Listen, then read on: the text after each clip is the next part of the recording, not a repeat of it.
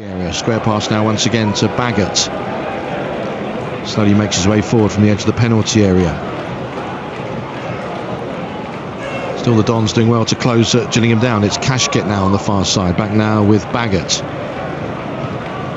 Gillingham happy to take all the time that they need to, and sure enough, back it goes once again to the keeper Glenn Morris. Now here's Jeffries. Baggot now away on the far side, looks up and hoists the ball, and they've got their noses in front thanks to Ethan Chislett.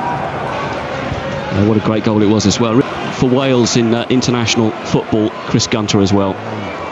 Well, John Main sat a few seats away to our right, standing up. He didn't like passing the ball, I've got to be honest. He wanted to take all the penalties, free kicks, everything. Sounds like Maney. Dangerous when the Dons perhaps have dillied and dallied on the edge of their box with some times, well, risky passing, shall we say, to put it diplomatically. Haven't really created that much into the Gillingham half. Too far ahead of Asal though, and it's going to be picked up by Elkan Baggot for Gillingham. Plays the 1-2 with the keeper Glenn Morris. Midway inside his own half, the Gillingham number 23. Square now for Aimer, floated high and forward. Pretty needlessly conceded free kick, and the booking in his direction. Forward it goes now though for Davison. Well played though by Baggot. Comes across, steps in and diverts it out for a throw to the Don. And Gillingham, well, certainly when we're at home to them, sometimes There is it, I think. Yeah, he's doing all right. I've been driving him mad for Arsenal tickets. My kids are at the game today, so he's looked after me. They're in his box. And down touchline for the Dons. Asal goes on. Cross comes in from Brown in towards Davison. Oh, and it was well flicked away from him by Baggot. It's a left foot shot that comes in then from Gunter. And goodness me, an unorthodox save, but an effective one from Morris. I think with his leg. 32.5 minutes gone then. Chris Gunter, in fact, the most capped player. Asal as well. Touches it back to Brown, and then it's a good ball looking for Chislett, and well played there by Baggot once again. Comes across to prevent build up the play in centre field with Williams. Touches it back now into his own half for Baggot. Clipped high and away towards the near side. Here's Will Wright. Short square pass now for Williams once again. Back into his own half, into the centre circle for Baggot once again.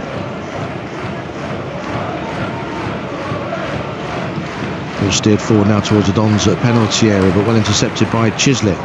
Now Davison inside the centre circle, feeds it nicely into Asal. Oh, and he was very nearly able to take that one in his stride, but well played Baggot, who came across and into Zanev now once again on the edge of his area. Launched high and forward. Once again Baggot wins it above Davison.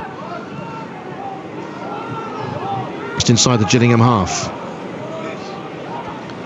Here's Baggot just on the edge of the centre circle. Last 10 seconds then of regulation time in the first half. Here's Wright flicking the ball on with a header. I get tight to him when he's on the ball. At the minute he's having a bit too much time on the ball to pick them passes. Indeed, unfortunate. Wright thrown back into his own half now for Aimer. Played across to Baggot. Back to Aimer, away towards that far side. 8 minutes gone in the second half, still far side. Magoma now midway inside his own half.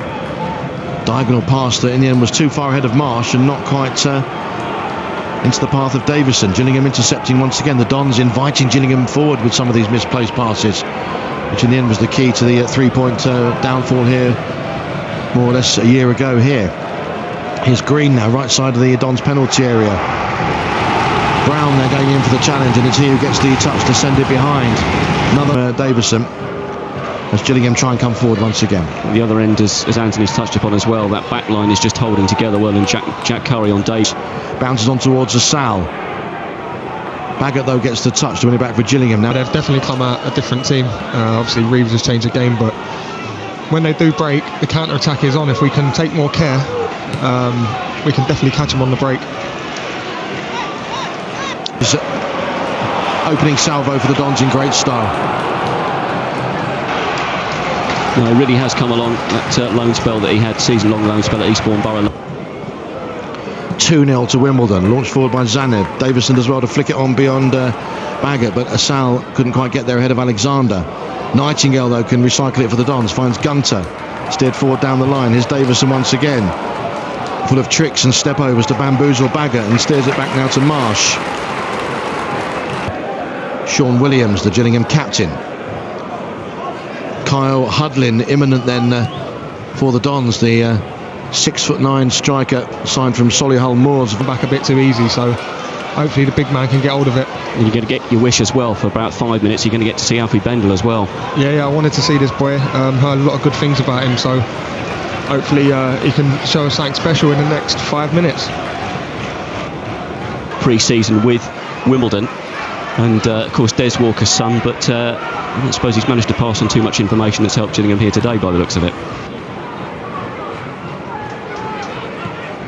Substitute ultimately hasn't brought a goal for Gillingham. I think the Dons have gradually sussed him out as the second half has gone on. As Nightingale intercepts another ball. Alexander intercepts for Gillingham. Now here's Baggot, here's Williams inside the centre circle.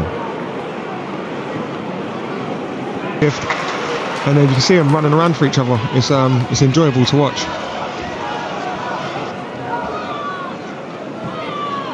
Here's Baggot now steering the ball forward into Gabode, tangling with Nightingale, who comes away with the ball. Gabode looking at the referee, but to nothing doing. To be just 6 of one, half a dozen of the other there, as Gunter threads it forward towards Hudlin, but it's going to be Baggot who'll steer it all the way back now to Glenn Morris.